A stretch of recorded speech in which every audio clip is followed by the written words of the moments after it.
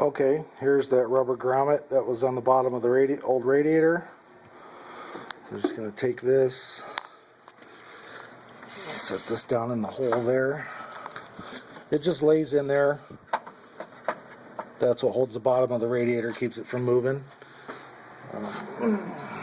Now we have our new radiator here. I'll show you something here. Here's the petcock here. You always want to make sure that's tight, even though it's new. You want to make sure it's tight and closed. Close it by hand. And this thing right here is the slot. Oops. That the cooling fan sets in. There's one on either side. So now we're just gonna set this thing down in here. Make sure you get those little nipples on the bottom of the radiator into the rubber grommets. Get a shot of that.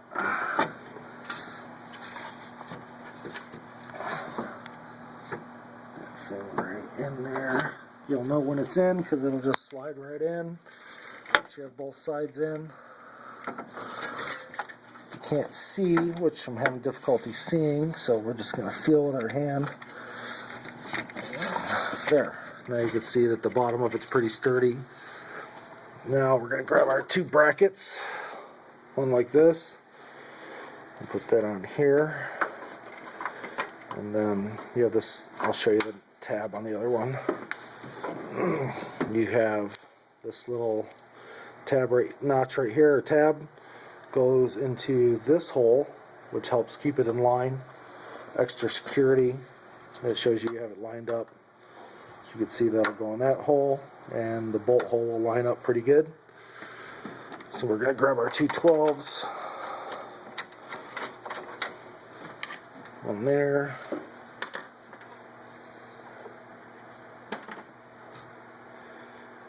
And one for this side. Here it is. We're going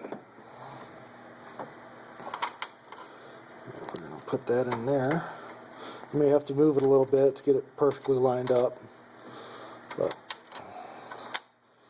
make sure you start them by hand and don't start them with your tools so you don't cross thread them.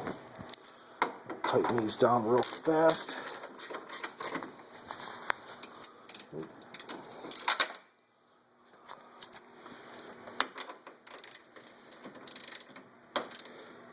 Get them nice and snug. You don't have to like put everything you have into it, but make sure they're nice and tight.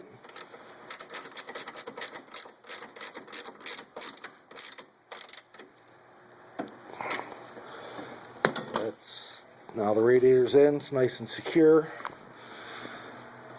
We're going to leave this hose off for now until we get the fans back in. It'll make it just a little bit easier. We have our cooler lines here and our lower radiator hose, so we're going to slide this on. See if you can see down in there. Get that one on. Make sure you put it all the way on, back where it was. Where the cooler lines are, you have these little caps. Just take those off.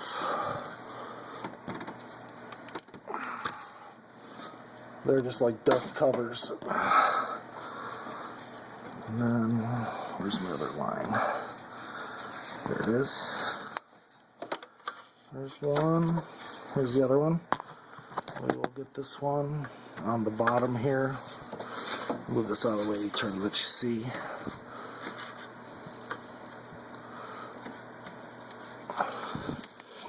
Just slide that on. You'll be able to feel where it is. You'll see the marks. I'll show you on the upper one. You'll see marks from where the hose clamp was.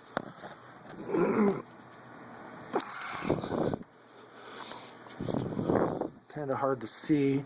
There's some little indentations in the hose.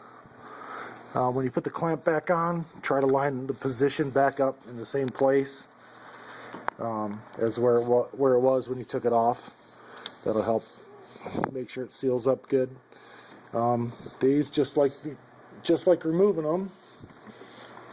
Well, where's my pliers? There we are. You just squeeze it and slide it back up the hose.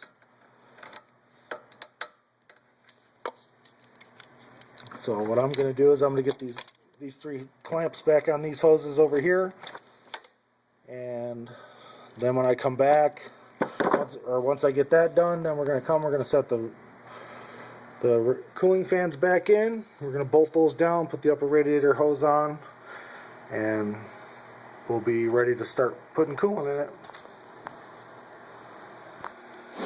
Okay, now that I have all my hoses back on, cooler lines here, lower radiator hose down there, we're ready to set our cooling fans back in.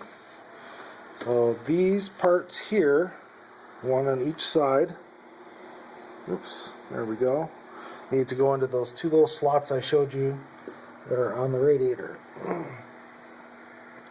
Let's slide this in here, just wiggle it down in there. Be gentle, try not to hit the radiator,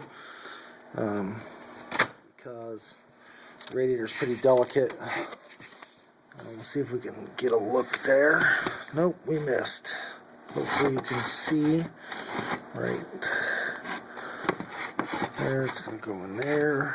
And we'll try to get this side in here. There's a real good shot of it. I keep my fingers out of the way, you can see. So we'll get the other one lined up over here.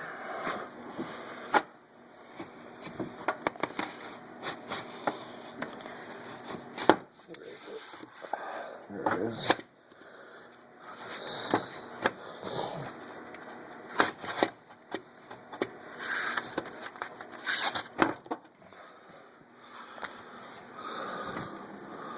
Alright, why is it giving me a hard time? Okay, that one's in all the way. We just have to position this side.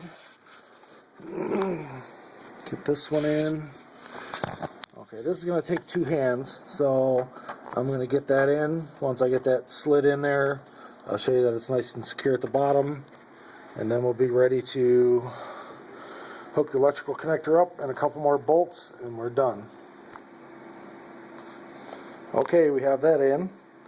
So now, as you can see, the bottom is pretty secure, both sides. Now what we'll do is we're ready to put our 2 10mm in here.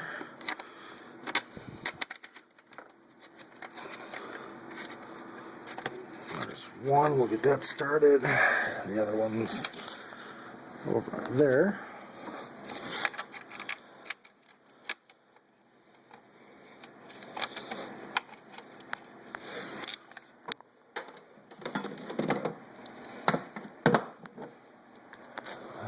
This one,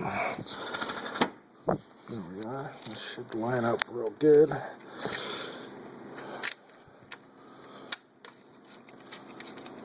That one started by hand. Grab our 10mm. Oops, sorry. I'm going to grab our 10mm socket here. And we just tighten this thing down.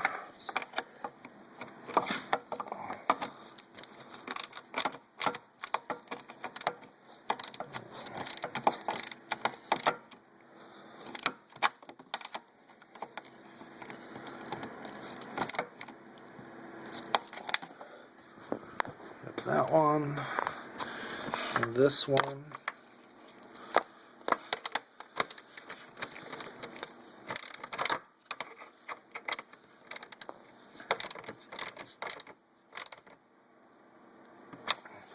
Those are tight. We can, where are we at here? Okay, we'll take this upper hose here. We'll stick this thing back on there.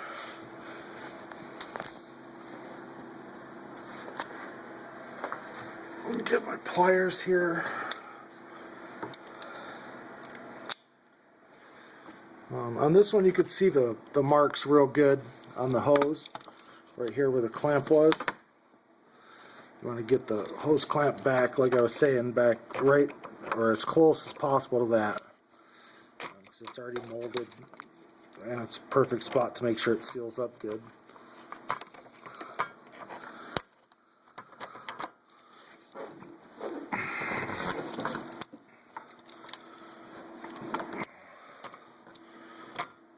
good grip on this. We can get this thing over here and we'll be done shortly. Whoops, sorry. Like I said, I'm trying to do this all with one hand, and John took the night off, so sorry about the less than great camera work.